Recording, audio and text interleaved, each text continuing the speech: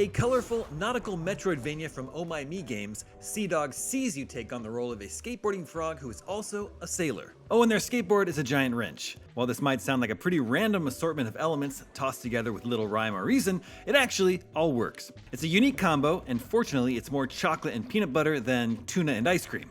Let's dive a little deeper and find out what makes Seadog tick and how it wound up being nominated for Best Overall Game at Rogue Jam. See Seadog. See Seadog go. Go Seadog go!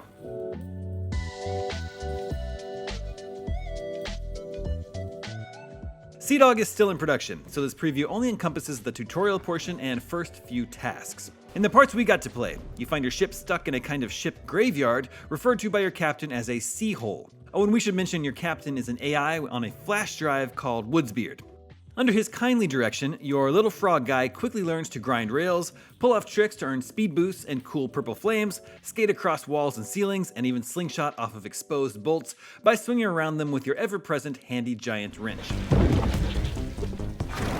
By gaining enough speed and lashing onto said bolts, you can direct pressurized water through pipes and slowly start to repair your ruined boat. Although the demo only led us into a few key areas, it's clear that, like most Metroidvanias, the game would expand as you assemble spare parts and fix up your ship. To do so, you'll have to launch yourself using the ship's cannon and explore other vessels trapped in the sea hole with the hopes of recovering parts like sprockets, memory chips, and even crabs. There are also energy cells scattered around, but as of this taping, they didn't seem to do much.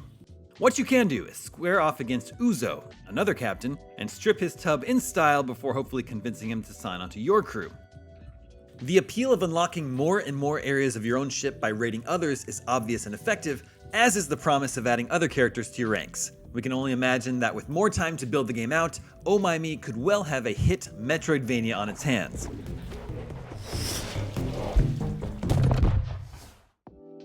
It's exhilarating to chain several grinds together and wind up spinning around a bolt to move pistons or depressurize doors for further exploration.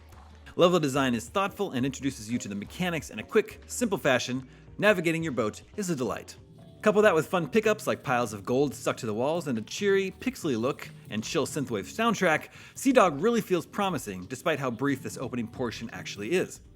In fact, we completed everything the demo had to offer in about 20 minutes.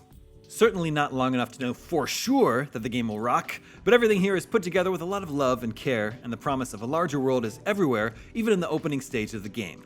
The tone is decidedly light and a bit silly, with baddies like little monkeys in sweaters and Captain Uzo's mysterious partner Gerald, who we only see referenced thus far. It will be interesting to find out how boss battles work, but we imagine they'll feature the same combination of staying on the move, grinding up curved surfaces, and leaping toward bolt heads in order to control various ships' functions.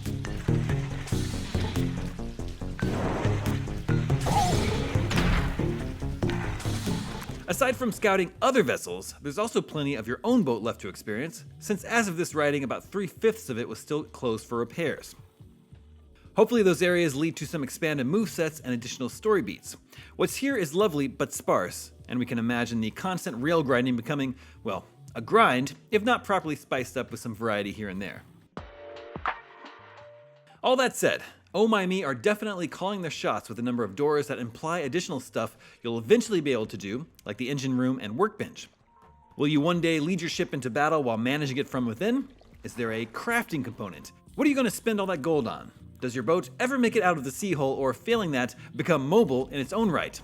We don't have answers to these questions yet, but what's here is more than enough to make us eager to enjoy the full experience once it shapes up and earn the game a featured spot at Rogue Jam.